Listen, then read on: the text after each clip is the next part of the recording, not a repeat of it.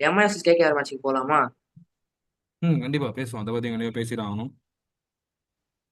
Mi வந்து எப்பவுமே கேட்ட 14 வருஷமா ஃபர்ஸ்ட் மேட்ச் தோத்துட்டு இருக்காங்க. 2012 கடைசியா ஜெயிச்சாங்க ஃபர்ஸ்ட் மேட்ச்.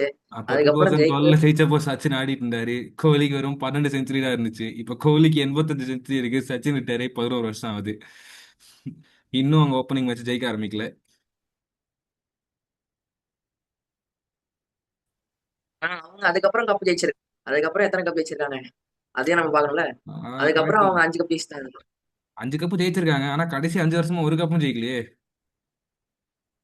அது அதுக்கு தானே கிவிட்டடிக்காக ஆப்ஷன்ல 1 கோடிக்கு வாங்கியிருக்காங்க. அப்படி கிடையாதுங்க. எனக்கு என்ன பொறுத்த வரையும் கண்டிப்பா எம்ஐ டாப் 4 போயிடும். ஆனா வந்து கப்பு வாங்குறது இந்த தடவையுமே பெரிய டவுட்னா நான் சொல்லுவேன். அவங்க கடைசியா கப்பு ஜெயிக்கும் போது ஓப்பனிங் காம்பினேஷன் யாரு? ரோஹித் சர்மா, குவிண்டன் டிகாக், பவுலிங்ல ட்ரெண்ட் போல்ட். அதே எல்லாமே திரும்பி வந்துருச்சு. பொலார்டு இல்ல, ஷெர்ஃபன் ருதர்ஃபோர்டும் ஹர்திக் பாண்டியா, வில் ஜாக்ஸ் 3 பேர் இருக்காங்க அதை ஃபில் பண்றதுக்கு. அதே இதை திருப்பி எடுத்துட்டு வந்துட்டாங்க. பார்ப்போம். ஓ, எனக்குமே தெரியாது. நல்ல டீம் தான் மும்பை. ஆனா அவங்களோட மொமெண்ட் நம்ம கண்டிப்பா பிளே ஆஃப்ஸ் போவாங்க. பட் அவங்க கப்பு ஜெயிப்பாங்களான்னு கேட்டா எனக்கெல்லாம் தெரியாது. கண்டிப்பா நான் வந்து கப்பு அவங்க தான் வின்னர்ஸ் அப்படின்னா நான் சொல்ல மாட்டேன். ஏன்னா நிறைய நல்ல டீம்ஸ் இருக்கு. அப்போ ஏன்னா பிபிகேஎஸே வந்து அன்எக்ஸ்பெக்டடா லாஸ்ட் இயர் மும்பை ஜெயிச்சாங்க. அதனால வந்துட்டு நான் வந்து மும்பையை வந்து அண்டர் எஸ்டிமேட் பண்ணக்கூடாது. பட் அதே சமயம் மும்பை தான் அப்படின்னு நான் கான்ஃபிடென்ட்டா பேச மாட்டேன். பட் நாளைக்கு மேட்சை பொறுத்தவரையும் நாளைக்கு கேகேஆரோட நடக்குது. கேகேஆரோட பவுலிங் பேட்டிங் பத்தி நீங்க என்ன நினைக்கிறீங்க? அவங்க மும்பைக்கு எதிராக தாக்கு பிடிப்பாங்களா? சொல்லுங்க. ஃபர்ஸ்ட் நான் இப்ப கேகேஆரோட 11 சொல்லட்டுமா? சொல்லுங்க. கேகேஆரோட 11 வந்து opening with Tim Seifert and Finn Allen தான் பண்ணுவாங்க. சுனில் நரேன் வந்து அந்த ஃபிங்கர் இன்ஜுரி இருக்கனால அவர் ஓப்பன் பண்ணவே மாட்டாரு. அவர் பேட்டிங்கே நம்பர் 8ல தான் கிடைக்கும். நான் 11 சொல்றேன். Finn Allen, Tim Seifert open. Number 3 Rahane captain. Number 4 Cameron Green. Mumbai தான் போன வருஷத்துக்கு முந்தின வருஷம் ஆனார். போன வருஷம் இன்ஜுரினால ஆடல. அது முந்தின வருஷம் மும்பைல தான் செஞ்சுரி அடிச்சார் ஆக்சுவலா ஒரு மேட்ச். அதே கேமரன் கிரீன். நம்பர் 5ல வந்து உங்களுக்கு அங்கரிஷ் ரகுவன்ஷி. நம்பர் 6 வந்து உங்களுக்கு Rinku Singh. Number 7 Ramandeep Singh. Number 8 Sunil Narine. Number 9 Varun Chakravarthy. 10 Vaibhav Arora. 11 வந்து உம்ரான் மாலிக் வந்துருவாரு. இம்பாக்ட் சப்பா வந்து சிமர்ஜித் சிங் எடுத்துட்டு வர அதிக வாய்ப்பு இருக்கு. இந்த bowling அட்டாக் வந்து 3 பேர் வந்து ஹைலி இன்எக்ஸ்பீரியன்ஸ் தான் தோணுது எனக்கு. உம்ரான் மாலிக் ஒரு சீசன் சில்லறைய சில்லறைய தெறிக்க விட்டாரு. ஆனா அதுக்கப்புறமா ஒரே ஒரு சீசன்ல கூட நல்லா பண்ண 10 ரன் கீழே எக்கானமி போல. அதுக்கப்புறமா உங்களுக்கு வந்து வைபவ் வரரா பவர் பிளேல சூப்பரா போடுவாரு. டெத்துல வந்து போட்டு கிழிச்சிருவாங்க அவரையும். இதை பத்தி என்ன நினைக்கிறீங்க? அதை பத்தி சொல்லுங்க. அவங்க நீங்க bowling அட்டாக். அர்ஷித் ராணான்ற பேரே எடுக்கலைங்க 11ல. ஹர்ஷித் ராணா இன்ஜுரிங்க. அவருக்கு பதில் தான் நவ்தீப் சைனி சைன் பண்ணிருக்காங்களே. ஓ, ஓகே ஓகே, சாரி, இது ஞாபகம் இல்ல. ஓகே. ஹர்ஷித் ராணா இன்ஜுரினால நவ்தீப் சைனி சைன் பண்ணிட்டாங்க. பத்திரனா வந்து 12 தேதிக்கு மேலதான் ஜாயின் பண்ணுவார் ஸ்குவாட. முஸ்தாபிசுர் ரஹ்மானுக்கு அந்த இன்ஜுரினால பிளெஸிங் முசரபானி வந்து ஸ்குவாட்ல எடுத்துருவாங்க. ஆமா ஆமா, அது அவர் தெரியும். ரீப்ளேஸ் பண்ண பார்த்தேன். அவர் ஆடினாங்கன்னா டிம் சைஃபர்ட் ஆட முடியாது. டிம் சைஃபர்ட் ஆர் ஃபின்னாலன் யாரோ ஒருத்தர் தான் ஆட முடியும். என்னை பொறுத்த வரைக்கும் ஃபின்னாலன் தான் ஆடுவாங்கன்னு நான் நினைக்கிறேன். 2 பேரையும் ஆடிடுவாங்க. பிளெஸிங் முசரபானி ஆடலைன்னா 2 பேரையும் ஆடுவாங்க. பிளெஸிங் முசரபானி ஆடக்கூடாது. ஏன்னா அவங்க பவுலிங் வச்சு ஒன்றும் பண்ண முடியாது. ஜெயிச்சா பேட்டிங் தான் ஜெயிக்க முடியும். அவங்க பேட்டிங் வச்சு ஜெயிக்க முடியும். பவுலிங் வச்சு ஒன்றும் பண்ண முடியாது. மும்பையோட 11 நீங்க சொல்றீங்களா, நான் சொல்லட்டுமா? மும்பை 11 நீங்களே சொல்லுங்க. எனக்கு கேட்டா எனக்கு பல்டன்ஸ் என்ன விட உங்களுக்கு தான் நல்லா தெரியும். சொல்லுங்க, நீங்க சொல்லுங்க. மும்பையோட 11 பொறுத்த வரையும் நான் என்ன நினைக்கிறேன், வழக்கம் போல தான் அவர் சொன்ன மாதிரி தான். கண்டிப்பா ரோஹித் சர்மா கிட்டண்டிக்காக நான் ஓப்பனிங் பண்ணுவாங்க. திரும்பி ஒன் டவுன்ல எனக்கு தெரிஞ்சு யார் வருவாங்க அப்படின்னு நீங்க பாத்தீங்கன்னா, Suryakumar Yadav, Indian T20 captain. அவருக்கு அடுத்து நம்பர் 4ல திலக் வர்மா. நம்பர் 5ல Hardik Pandya, captain of the side. Number 6ல வந்து வில் ஜாக்ஸ். நம்பர் 7ல வந்து எனக்கு தெரிஞ்சு, சாரி அவர் பேர் நான் மறந்துட்டேன். நமந்தர் நமந்தர் ஆ நமந்தர். நமந்தீர், சாரி சார், அவன் பேர் மறந்துட்டேன். நமந்தீர். அப்புறம் நம்பர் 8ல வந்துட்டு ட்ரென் போல்ட். நம்பர் 9ல ஜஸ்பிரித் பும்ரா. அப்புறம் நம்பர் 11ல தீபக் சஹர். யா. 10 நம்பர் 10 நீங்க சொல்ல அஸ்வினி குமார். மேபி அஸ்வினி குமார் இம்பாக்டா இருக்கலாம் இல்லையா? தீபக் சஹர் இம்பாக்ட்ல வந்து எனக்கு தெரிஞ்சு இம்பாக்ட்ல வந்து அவங்க எனக்கு ஷெர்ஃபன் ரதர்ஃபோர்ட் யூஸ் பண்ணுவாங்கன்னு தோணுது. மேபி இருக்கலாம். மும்பைஸ் பிளேயிங் லெவன் வந்து இப்போ எப்படி இருக்குன்னு பாத்தீங்கன்னா, Rohit Sharma opening with Quinton de Kock. 1 down Tilak Varma. 2 down Suryakumar Yadav. Number 5 Hardik Pandya. Number 6 வந்து உங்களுக்கு வில் ஜாக்ஸ். நம்பர் 7 என்னை பொறுத்த வரைக்கும் சாண்ட்னர் தான் ஆடுவாங்க. நம்பர் 8 தீபக் சஹர். நம்பர் 9 வந்து உங்களுக்கு ஜஸ்பிரித் பும்ரா. 10 Trent Boult. 11 வந்து அஸ்வினி குமார் ஆடிட்டு அவங்க இம்பாக்ட் சப்பா வந்து போன வருஷம் வந்து அந்த மேட்ச் தோத்தாங்கல்ல பஞ்சாப் கூட, அவங்க வந்து அப்ப ராஜ்பாவா யூஸ் பண்ணுவாங்க. ராஜ்பாவா என்ன கேட்டா யூஸ் பண்ணக்கூடாது. அதுக்கு தான் அவங்க வந்து அதர்வா அன்கோலேக்கர்னு ஒருத்தர் எடுத்திருக்காங்க. அவரை யூஸ் பண்ணலாம். அவரும் ஒரு பவுலிங் ஆப்ஷன் இருக்கு. அப்படி இல்லைன்னா தனேஷ் மலேவரை கூட யூஸ் பண்ணலாம். இப்ப நானா இருந்தா என்ன பண்ணுவேன், ஓப்பனிங் வில்ஜாக்ஸையும் ரோஹித் சர்மா இறக்கி விட்டுட்டீங்கன்னா உங்களுக்கு விடிகேவோட ஆப்ஷனே தேவையில்லை. அதுல உங்களுக்கு இன்னொரு ஃபாரின் அப்படி இல்லைன்னா கார்பின் புஷ் ஒரு ஆல்ரவுண்டரா ஆடிடலாம். அப்படிதான் பண்ணுவாங்கன்னு நான் நினைக்கிறேன். ஏன் விக்கெட் கீப்பிங் கால் இருக்காதுன்னு நீங்க மேபி நினைக்கலாம். பட் வில்ஜாக்ஸ் விக்கெட் கீப்பிங் பண்ணுவாரு, நிறைய பேருக்கு தெரியாது.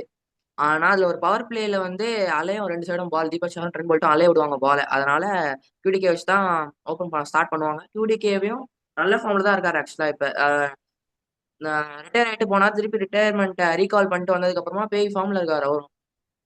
இது ரிக்கில்டன் பிளேயிங் லெவன்ல இருக்க வாய்ப்பு இல்லையா அப்போ? ரிக்கில்டன் இருக்க மாட்டாரு.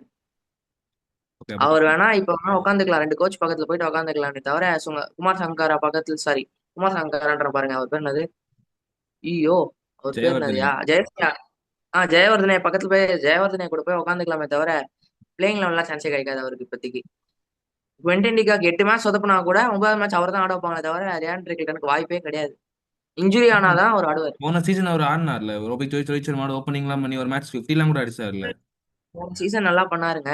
ஒரு மேட்ச் கூட man of the match performance வாங்கலையே, அதான பிரச்சனை யா அந்த உங்களுக்கு. மேபி இன்னும் அந்த அளவுக்கு இம்பாக்ட்ஃபுல்லா ஒரு நாக்கு எதுவும் வரல அவர்கிட்ட இருந்து. ஸோ அதனால நீங்க சொல்றது கரெக்டா இருக்கும்.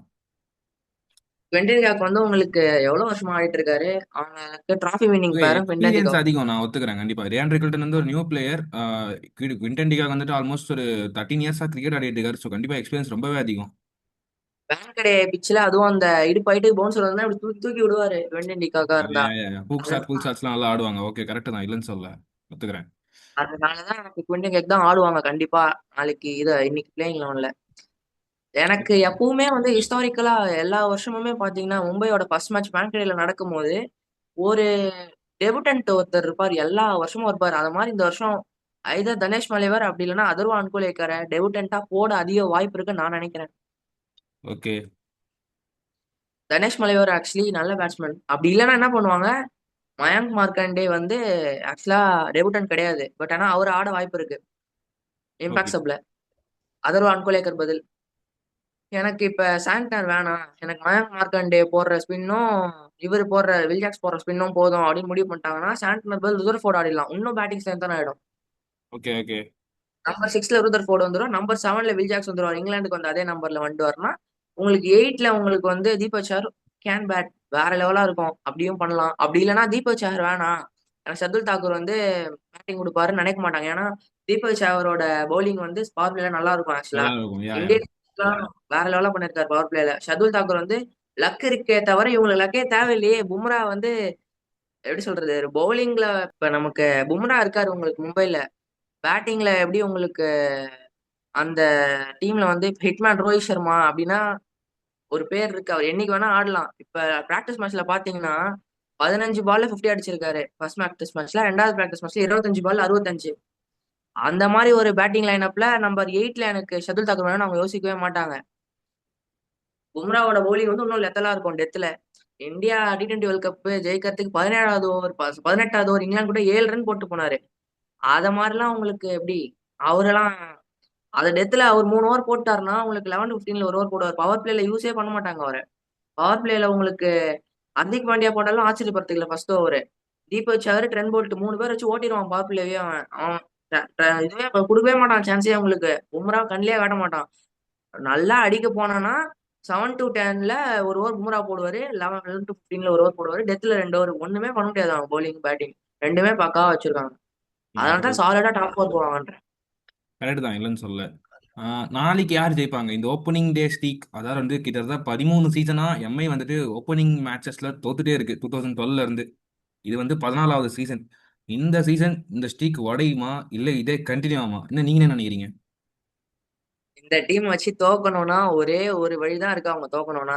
உம்ராவை பவர் பிளேல 3 ஓவர் நேற்று ஜேக்கப் டஃபி போட்ட மாதிரி தப்பா யூஸ் பண்ணா, அப்படி அப்படி பண்ணா கூட டெத்ல உங்களுக்கு ட்ரெண்ட் போல்ட் இருக்காரு போறதுக்கு. போன வருஷம் சொருகுனார் யாருக்காரு வச்சு 6 பால் 6 யாருக்கு சொருகுனாரு போன வருஷம். அப்படி பண்ணா கூட இந்த டீம் தோக்க முடியாது, ஏன்னா பேட்டிங் அவ்வளவு பவரா இருக்கு.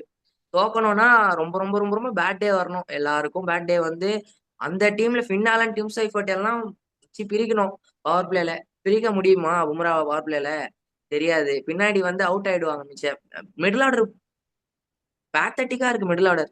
ரமன்தீப் சிங், அங்கிரிஷ் ரகுவன்ஷிலாம் உங்களுக்கு எப்படி இங்க கம்பேர் பண்ணீங்க? Hardik Pandya, Will Jacks.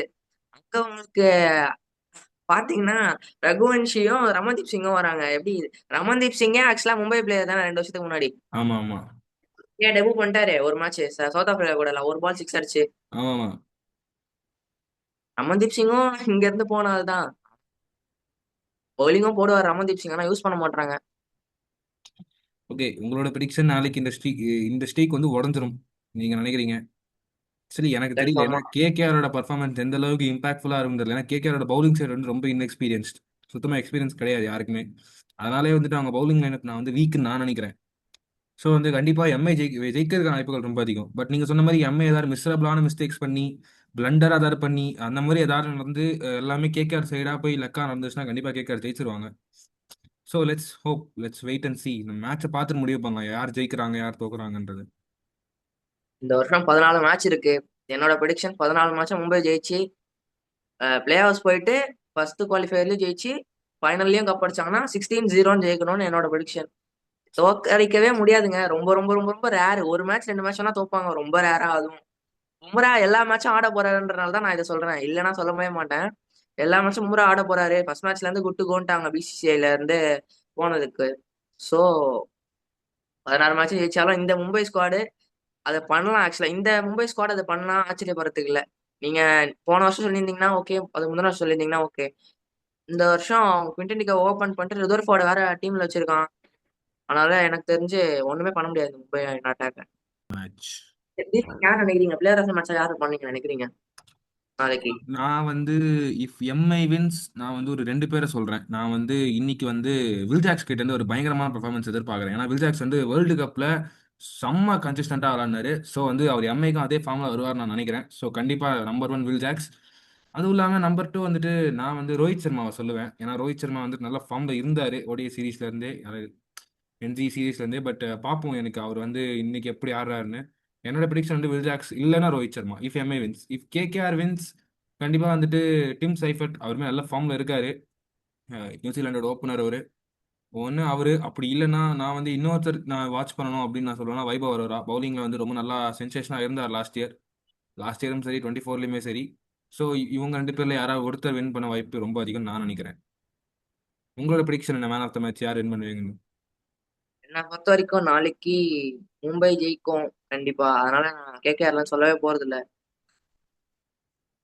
மும்பைல வந்து 2 பேர் சொல்லலாம்னு இருக்கேன். பேட்டிங்ல ஒருத்தர், bowlingல ஒருத்தர். பேட்டிங்ல மும்பை வந்து ஆஹ், ஜெயிக்கும் அப்படின்ற பட்சத்துல நாளைக்கு திலக் வர்மா வந்து ஒரு ருத்ரதாண்டம் ஆடி ஒரு 70-80 பிளஸ் அடிப்பார் அப்படின்னு எக்ஸ்பெக்ட் பண்றேன். அவர் அந்த நம்பர் 3 நம்பர் 4 தான் வருவாரு. அந்த கீழே அவர் வந்தாருன்னா என்னோட ப்ரிடிக்ஷன் கண்டிப்பா தப்பா போகும். அவர் அந்த நம்பர் 3 நம்பர் 4ல வந்தாருன்னா கண்டிப்பா அவர் தான் மேன் ஆஃப் த மேட்சா இருப்பாரு. ஏன்னா அவரும் சூப்பர் டேலண்ட். அதனால அதே மாதிரி உங்களுக்கு பவுலிங்லனா ஜஸ்ட் பும்ரா. அதை நம்ம வந்து அதை டாலரேட்டே பண்ண முடியாது. ஏன்னா அவரை மாதிரி ஒரு ப்ரெஷர் வந்து யாருமே கிடையாது. ஆக்சுவலா இன்னைக்கு இன்னைக்கு டேட்ல அவரை மாதிரி யாராலையும் போடவே முடியாது. மும்பை வந்து தோத்ததுக்கு முக்கியமான காரணம் போன வருஷம் செமிஃபைனல்ல சாண்ட்னரை 2 ஓவர் பவர் பிளேல, சாரி 2 ஓவர் தான் யூஸ் பண்ணாங்க, 15 ரன் தான் கொடுத்திருந்தாரு.